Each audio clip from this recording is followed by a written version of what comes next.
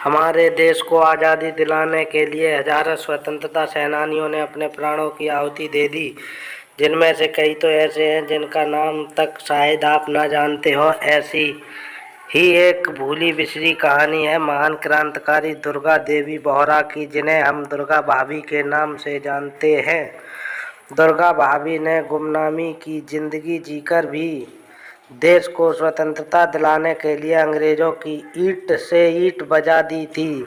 17 अक्टूबर 1907 को उत्तर प्रदेश के शहजादपुर गांव में जन्मी दुर्गा भाभी अपने माता पिता की इकलौती संतान थी। 11 साल की छोटी सी उम्र में ही उनकी शादी भगवती चरण बोहरा से हो गई थी। शुरू से ही भगवती चरण बोहरा का रुझान क्रांतिकारी गतिविधियों में था। भगवती 1920 के दशक में सत्याग्रह आंदोलन से जुड़ गए। लाहौर के नेशनल कॉलेज के छात्र के रूप में उन्होंने भगत सिंह, सुखदेव और यशपाल के साथ मिलकर एक स्टडी सर्कल की शुरुआत की, जो दुनिया भर में होने वाले क्रांतिकारी आंदोलनों के बारे में जानने समझने के लिए बनाया गया था।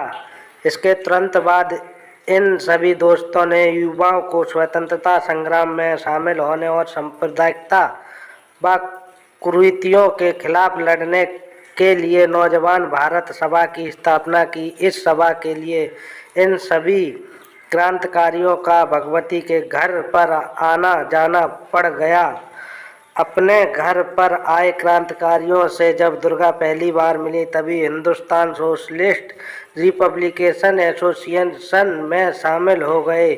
उन्होंने बिना अपनी जान की परवाह किए भगत सिंह की बहुत मदद की थी। दिसंबर 1928 की शुरुआत में भगवती भारतीय राष्ट्रीय कांग्रेस की वार्षिक बैठक में भाग लेने के लिए कोलकाता गए थे। उसी दौरान 19 दिसंबर 1928 को भगत सिंह, सुखदेव और राजगुरु ने असिस्टेंट पुलिस अधीक्षक जॉन सॉन्डर्स की हत्या कर दी। इस घटना के बाद पुलिस से बचते हुए वह सहायता के लिए दुर्गा भाभी के पास जा पहुंचे।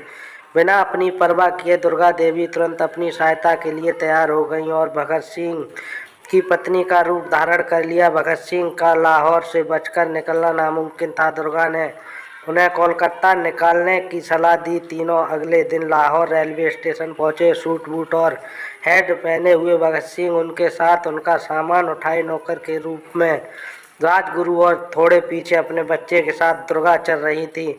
इस तरह दुर्गा भाभी ने भगत सिंह को अंग्रेजों की नाक के नीचे से निकाल सही सलामत कलकत्ता पहुंचाया। आज़ादी के बाद के वर्षों में दुर्गा देवी लखनऊ में गुमनामी की जिंदगी जीती रहीं। 15 अक्टूबर 1999 को 92 साल की उम्र में उन्होंने इस दुनिया को अलविदा कह दिया। यह देश उनके त्याग और आज़ादी के संघर्ष को कभी नहीं भूल सकता।